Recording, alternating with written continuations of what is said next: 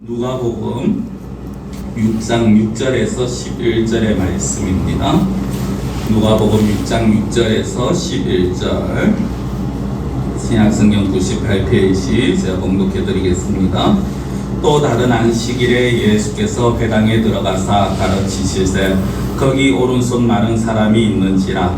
서기관과 바리새인들이 예수를 고발할 증거를 찾으려 하여 안식일에 병을 고치시는가 엿보니 예수께서 그들의 생각을 아시고 손 마른 사람에게 이르시되 일어나 한가운데 서라 하시니 그가 일어나 서거늘 예수께서 그들에게 이르시되 내가 너희에게 묻노니 안식일에 선을 행하는 것과 악을 행하는 것 생명을 구하는 것과 죽이는 것 어느 것이 옳으냐 하시며 무리를 둘러보시고 그 사람에게 이르시되 네 손을 내밀라 하시니 그가 그리하매 그 손이 회복된지라. 그들은 노기가 가득하여 예수를 어떻게 할까 하고 서로 의논하니라. 아멘. 많은 교회 모든 기독교인이 다 그런 건 아닙니다만 간혹 보면은 하나님의 뜻이다, 하나님의 바람이다라고 하면서 어떤 일들을 해나가는데 그 일이 때에 따라서는 세상에서 손가락질 당하는 그런 일들을 할 때가 있습니다. 그리고 어떤 경우에는 정말 어떻게 보면 왜 저렇게 할까 하지만은 또 세상으로부터 인정을 받는 그런 모습도 보이기도 합니다. 많은 사람들이 기준을 하나님의 말씀이다라고 합니다. 성경의 기준을 잡고 그 성경에서 이렇게 말씀하셨다. 하나님께서 예수님께서 말씀하셨기 때문에 우리는 행해야 된다라고 합니다. 근데 그 말씀을 하시는 그 말씀에 하나님의 말씀, 그 예수님의 말씀에 참뜻을 제대로 분별하지 못하면 이상한 오해가 되어지게 됩니다. 말씀을 곡해하게 되고요, 오해하게 되어지고 그래서 엉뚱한 그런 일들을 벌일 때가 있습니다. 말씀을 제대로 이해하지 못한 상황에서 올바로 해석하지 못하고 올바로 분별하지 못한 상황에서 신앙생활을 하면 오히려 그 신앙생활을 열심히 하면 열심히 할수록 하나님과 더 멀어질 수밖에 없는 그런 모습이 되어지기도 합니다. 이런 어떤 그런 상황들이 계속해서 반복되어지면서 나중에는 어떻게 됩니까? 교회에서 내가 이렇게 열심히 신앙생활했지만 하나님께서 나를 알아주지 않더라. 사람들이 나를 알아주지 않더라. 하나님이 나를 기억하지 않는 것 같다. 그런 식의 어떤 말들을 하게 되더라는 것입니다. 오늘 말씀도 그런 내용이 들어갑니다. 예수님과 그 당시에 종교적인 지도자들이죠. 바리새인과 그리고 유대의 서기관들이 어떻게 하면 예수님을 지금 잡을까, 어떻게 하면 예수님을 대적할까 하는 그런 일을 생각을 하게 되어집니다. 그런데 그렇게 생각할 수밖에 없는 그 계기를 예수님께서 사실은 만드셨습니다. 제가 6절부터 읽어드렸습니다만은 거의 비슷한 내용이 1절부터 5절까지 비슷한 내용이 하나가 나옵니다. 그것이 무엇이냐면 이 예수님의 제자들이 길을 가다가 이제 들판에 있는 이삭을 손으로 잘라서 비벼서 그렇게 껍질을 짜서 먹는 일이 발생이 되었습니다. 문제는 이 일이 언제 일어났느냐? 안식일에 일어났다라는 것입니다. 예수님의 제자들이 그 들판의 밀밭 사이에 밀이삭을 이제 손으로 잘라서 뜯어 먹었다. 이거는 사실 문제가 되지 않습니다. 왜냐하면은 당시 신명기에도 보면 율법적으로 그것은 허용이 되어집니다. 남의 것에 손을 대는 거, 함부로 손대는 것이 어떻게 그것이 정당화될 수 있느냐라고 생각을 할 수 있습니다만은 우리나라도 옛날에 설이라고 하나요? 하여튼 이제 농사나 어떤 채소하면은 사람들이 아이들이 재미삼아서 이제 하나씩 따먹고 하는 그런 일이 있었지 않습니까? 물론 율법에서 말하는 건 그런 재미가 아니라 나은 애들이나 어려운 사람들이 길을 가다가 배고프면은 그것에 손으로 이제 그 미비사로 몇 개를 따서 비벼서 그렇게 이제 먹는 그것은 허용이 되었다라는 것입니다. 대신에 이제 그것을 낫을 대면은 안 되는 거죠. 낫을 대면 그것은 절도가 되었습니다. 그렇게 하나님께서 허기를 면하는 수준에서 그렇게 하도록 하는 그 율법에 어떻게 보면 하나님의 뜻이 있었습니다. 그 바리새인들이 그것을 가지고 예수님께 따십니다. 그 문제는 그들이 율법을 알고 있었기 때문에 밀이삭을 손으로 비벼서 따먹었다. 이걸 가지고 따시는 게 아니고요. 안식일에 이런 일을 벌였다라는 것입니다. 그들은 안식일은 철저히 그 어떤 노동도 해서는 안 된다라는 것입니다. 이삭을 손으로 잘라 먹는 자체가 바로 노동이기 때문에 그것이 하나님께서 금하시는 것이다라고 말하는 겁니다. 물론 율법에 보면은 안식일에 이삭을 손으로 잘라 먹어도 된다 안 된다 말씀이 없습니다. 그럼 이게 어떻게 해석이 될 수 있느냐? 유대교 전통적으로 내려오는 어떤 전통적인 해석이고 바리새인들이 자기들이 정한 해석이 되어지는 것입니다. 오늘날도 많은 사람들이 양식일에 대해서 굉장히 엄격하게 그렇게 기준을 잡습니다. 그러나 이 양식일에 대해서 우리가 좀 생각을 해봐야 될 부분이 있습니다. 간단한 예를 들면 이런 겁니다. 요즘 코로나 때문에 교회에서 식사를 못합니다. 그렇죠? 그래서 어떤 교회에서는 당신들이 이 오전 예배를 드리고 나가서 집에 가서 아니면 알아서 식사를 하고 다시 오십시오라고 그렇게 광고를 합니다. 그럼 집이 먼 사람들은 이제 어떤 교회 같으면 몇몇 성도들이 한 2명, 3명씩 해서 근처에서 식당에서 밥을 사 먹고 돌아옵니다. 그럼 우리는 그것을 가지고 안식일에 돈을 썼다, 안식일을 범했다라고 말할 수 있느냐라는 거죠. 그렇게 할 수는 없다라는 것입니다. 우리는 하나님께서 말씀하신 그 말씀의 참된 의미를 알아야 되는 것입니다. 자, 그 다음에 이제 이런 일이 벌어지고 바리새인들이 분노가 이제 가득 찹니다. 어떻게 얘가 하나님의 아들이라고 자기 스스로 말하면서 어떻게 안식일에 저런 노동을 하는 것을 가만두고 보느냐, 어떻게 그럴 수 있느냐라고 그렇게 말을 합니다. 그럴 때 이제 예수님께서 말씀하시는 것이 어떤 것이냐면 다윗의 예로 듭니다. 사무엘상 21장에 보면 다윗이 사울에게 쫓길 때 이제 제사장에게 가서 진설병을 받는 일이 있습니다. 진설병이 무엇이냐면 언제 승막을 할 때 말씀을 드렸는데 승막 안에 떡상이 있습니다. 그 떡에 이제 놓고요. 그것을 매일마다 그렇게 아침 저녁 갈아야 되는데 거기에 놓인 그 떡은 아무도 먹지를 못하고 오직 제사장만이 그 떡을 먹을 수가 있습니다. 이걸 진설병이라고 하는데요. 근데 다윗이 사울에게 쫓기다가 그곳에 갔을 때 먹을 것을 좀 구했을 때 제사장이 이것밖에 없다라고 하면서 줍니다. 이제 율법대로 하면 진설병을 제사장이 아닌 자가 먹었기 때문에 벌을 받아야 되고 하임으로부터 징계를 받아야 되지만 그러나 그 다윗이나 아니면 그 진설병을 준 제사장이나 거기에 대해서 하나님이 책망하신 사건이 없다라는 겁니다. 이것을 이제 다 예수님이 예를 들면서 그렇게 말씀하신 거죠. 이 예가 무엇입니까? 결국 내용이 어떤 겁니까? 안식일을 지켜야 된다는 것은 어떤 율법 형식이 아니라 그 안의 내용을 생각을 해야 된다는 것입니다. 근데 바리새인들은 예수님을 인정하지도 않을 뿐더러 예수님이 안식일의 주인이라는 자체를 더더욱 인정하지도 않습니다. 그런 가운데 분노하고 있고 자기들은 이것이 죄라고 했는데 왜 예수님은 이것이 죄가 아니라고 하는가? 그럼 도대체 누가 맞는가? 자기들은 끝까지 자기들이 해석한 것이 맞다라고 생각을 하는 거죠. 그런 상황 가운데 오늘 본문의 사건이 터지는 것입니다.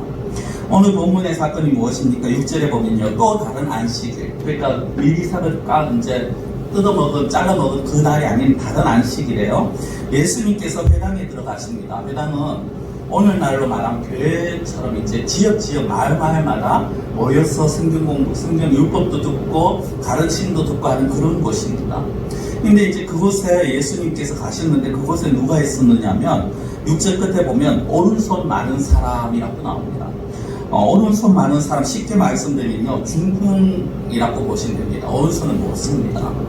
근데 다른 마태나 마가는요 오른손을 굳이 그렇게 표현을 안 합니다. 그러니까 한편 손 많은 사람 이렇게 하는데 이 누가복음을 쓰는 누가가 의사라서 그런지 모르겠지만 오른손을 강조를 합니다. 왜 오른손을 굳이 그렇게 말했을까?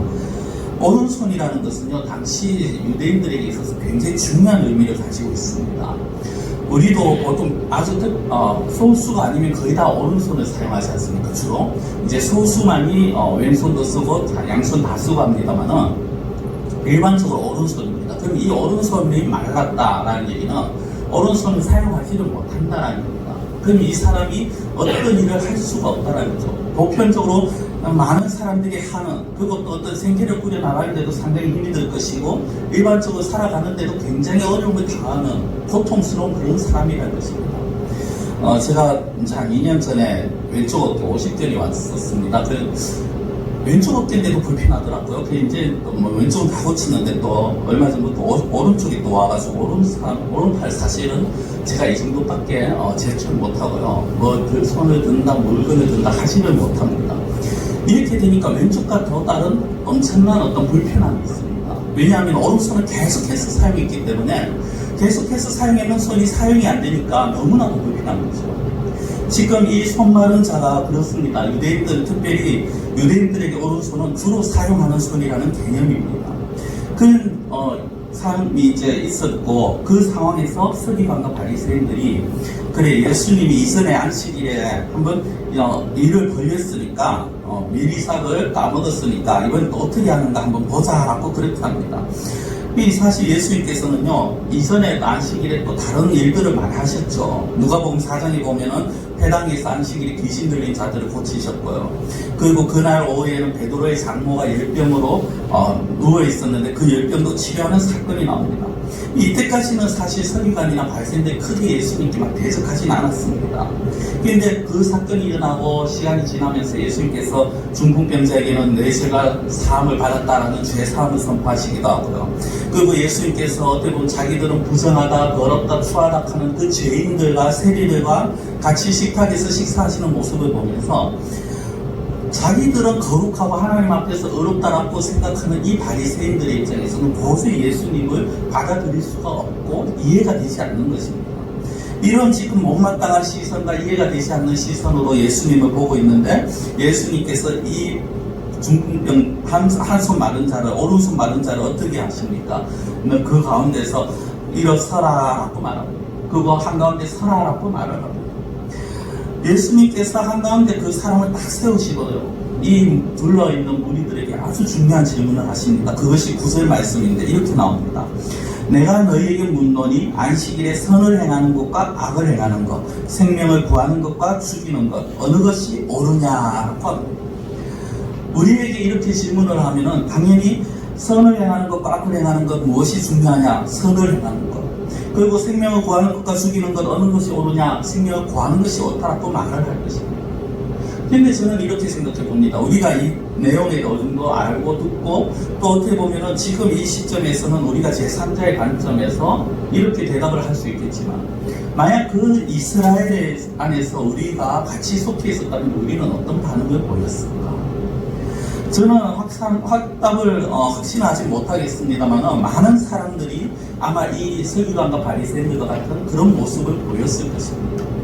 왜냐하면 그것이 그 당시 그들에게 내려온 전통이었고 안식일에는 그 어떤 것도 해서는 안 되는 그 어떤 것도 다 노동으로 취급이 되어지고 어떤 일을 한다, 사람을 고친다, 무엇을 밀을 까먹는데 이 모든 것들이 노동이고 노동은 하면 안 되는 것이었기 때문에 무슨 일이 있어도 하면 안 되는 것이었기 때문에 그들은 예수님을 이상하게 생각하고 예수님을 대적할 수밖에 없었는 것입니다. 이것이 결국 무엇입니까? 예수님과 그걸 어떻게 보면 하나님의 말씀을 제대로 알지 못하고 제대로 이해하지 못한 것에서 나오는 어떤 오해요, 곡해요, 그리고 그것으로 인한 하나님과의 대적이 되어지는 것입니다. 물론 서기관과 바리새인들은 자신들이 지금 하는 행동이 하나님과 대적하는 행동이라는 것을 이해하지 못하고 알지 못했을 것입니다. 그러나 궁극적으로 그들은 하나님의 아들인 예수님과 대적하는 모습을 보이게 되는 것이죠. 결국 자기들의 눈에 자기들의 생각에 옳은 것을 추구하고 자기들이 판단해서 자기들이 성경 하나님의 참 뜻을 깨닫지 못하고 성경을 말씀을 자기들 마음대로 해석하고 그것을 해석하다 보니까 하나님이 원하시는 것과는 다른 방향으로 가게 되더라는 것입니다. 이건 결국 오늘 11절 마지막에 보면 어떻게 합니까? 그들은 노기가 가득하여 예수를 어떻게 할까 하고 서로 의논합니다. 예수님의 이 말씀에 어떻게 보면 그런 질문을 던지고 그리고 안식일에 이 한 오른손 마른 자를 고치시는 이 모습을 보면서 노가 가득하더라는 거예요. 요일 이해가 되지 않죠. 환자를 고쳤는데 어떻게 노가 가득할 수 있을까? 오른손을 못 썼다. 거의 어떻게 보면 생활이 불편한 그 사람, 생활이 힘든 사람을 그렇게 고쳐줬는데 어떻게 그런 모습을 보면서 예수님에 대해서 노기가 가득할 수 있을까? 그렇게 생각을 하겠습니다만 그들의 눈에는 무엇이 보이는 겁니까? 율법을 거스리는 모습만 보이는 것입니다. 그들은 병으로 인해서 고통당하는 그 영혼이 보이지 않았는 것입니다. 그들에게는 오직 자기들이 정한 전통과 그리고 자기들이 알고 있는 그 율법의 율법의 말씀만이 그것만이 존재할 뿐이지 그 율법의 참된 의미, 그 율법에서 하나님이 원하시는 바가 무엇인가는 이해하지도 인정하지도 않았다는 것이죠. 오롯이 자기들이 생각하고 있고 자기들이 알고 있는 것만을 붙들고 무조건 하고 이것이 옳다라고 말하는 그런 모습이었습니다. 이 사건 이후로 본문에서는 그렇게 나오지 않습니다만 마태복음 12장 이 사건들이 기록이 되는데요. 이 12장 사건 이후에 보면은 이 사건 마지막에 그들이 예수님을 죽일 용계를 꾸미기 시작합니다. 그러니까 오늘 11절 끝에 보면 예수를 어떻게 할까가 마태복음에서는 예수를 어떻게 죽일까 그런 이제 이렇게 표현이 되어집니다. 하나님의 말씀을 올바로 알지 못할 때 우리는 엄청난 오해를 할 수밖에 없는 것입니다. 아니 하나님의 말씀을 올바로 안다기보다는 하나님께서 하신 이 말씀의 참뜻을 올바로 알지 못하면 우리는 그 말씀으로 인해서 오히려 하나님을 대적하고 하나님과 멀어지는 그런 모습을 보일 위험이 있다는 것이죠.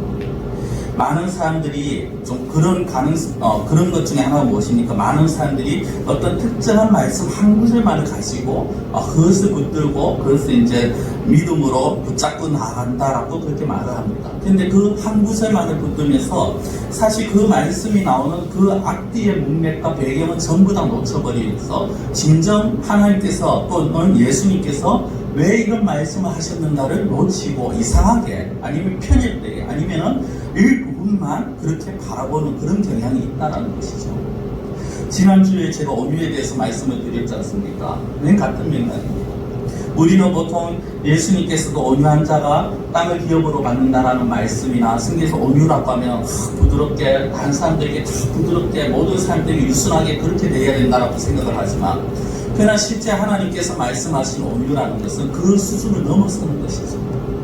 하나님의 말씀 앞에서 자기 자신을 죽이고 하나님의 말씀 앞에서 자기 고집을 내세우지 않는 것, 그렇죠. 하나님 앞에서 부드러운 마음을 가지는 것, 이것이 참된 온유의 모습이라는 것이죠.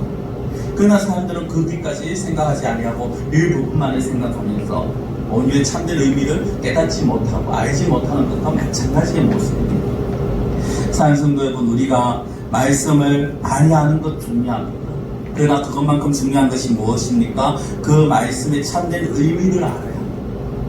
그래서 저는 우리 성도님들이 주일 또는 수요일 아니면 집에서 말씀을 읽고 들으실 때 그 말씀을 읽고 끝이 아니라 하나님 앞에 기도하는 시간을 같이 가졌으면 좋겠습니다. 말씀을 읽으면서 말씀과 병행해야 되는 것이 기도라는 거죠. 하나님 이 말씀이 가르쳐 주시는 바가 무엇입니까? 이 말씀이 진정한 참뜻이 무엇입니까? 그것을 하나님 앞에 구하는 자가 되어야 된다는 거예요. 그 말씀의 참뜻을 아는 지혜를 하나님께 달라고 할 수 있어야 된다는 것이죠.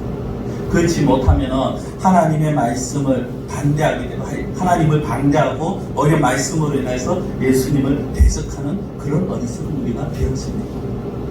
우리 이 시간에 같이 기도하는 시간을 좀 가지기를 원합니다. 같이 기도할 때 우리 다른 건 다 놔두고요.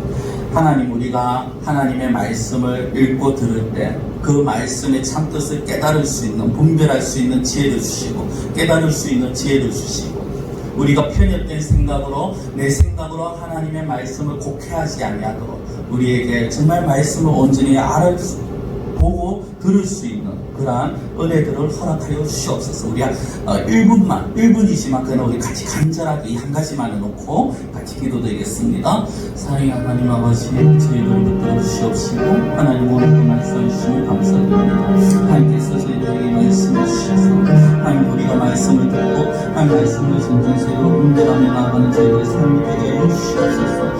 사랑의 하나님 아버지의 말씀을 읽고 들으면 그래서 지식적으로 알고 끝나는 것이 아니라 그 말씀의 참된 의미를 알게 하시고 그 말씀의 참된 뜻을 분별하게 하시고 예수 하나님께서 이 말씀을 하셨을 때 그 의미가 무엇인지 예수님께서 말씀하신 그 참된 뜻이 무엇인지를 올바로 분별할 수 있는 저희들 되게 하여 주시옵소서. 지혜를 주시옵시고 영안을 주시옵시고 하나님 아버지 저희의 마음이 하나님 아버지와 뜨이게 주시옵시고 정말 우리가 말씀을 통해서 하나님을 대적하여 예수님을 대적하는 것이 아니라 우리의 말씀을 가지고 더욱더 하나님 앞에 서게 해주시옵시고 말씀을 다해서 하나님께 영광 돌릴 수 있는 그러한 저희들의 삶이 되게 해주시옵소서.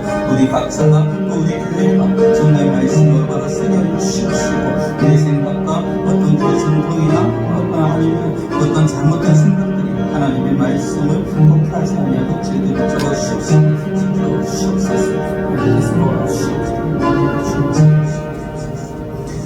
사랑의 하나님 아버지, 우리의 모든 성도들에게 하나님 지혜를 다하여 주시옵시고, 말씀을 읽을 때 눈이 뜨게 하여 주시옵시고, 말씀을 들을 때 귀가 열리게 하여 주시옵소서. 할 말씀을 들을 때 올바로 분별할 수 있게 하시고, 하나님의 말씀의 참 뜻을 깨닫게 하여 주시옵시고, 이어 본문의 서기관이나 바리새인들처럼 자기들의 생각과 또 내려온 전통으로 인하여서 하나님께서 말씀하신 그 말씀의 참 뜻을 곡해하고 오히려 하나님의 아들이신 예수 그리스도를 대적하는 그런 모습이 저희들에게 나타나지 아니하도록 하나님 저희들을 주장하여 주시옵시고 지켜 주시옵소서. 저희들이 말씀을 읽을 때마다 하나님 앞에 기도하게 하시며, 말씀을 읽을 때마다 하나님께서 저희들을 붙들어 주시옵시고, 저희 심령이 엉뚱한 길로 가지 아니하도록 하나님께서 지켜 주시옵시며, 저희들이 온전히 하나님의 말씀을 분별하여 하나님 기뻐하시는, 또 하나님 원하시는 함께 영광 돌리는 삶을 살아갈 수 있도록 주장하여 주시옵소서. 하나님께서 저희들을 지켜주시기를 원하옵고 모든 것을 예수님의 이름으로 기도드리옵나이다. 아멘.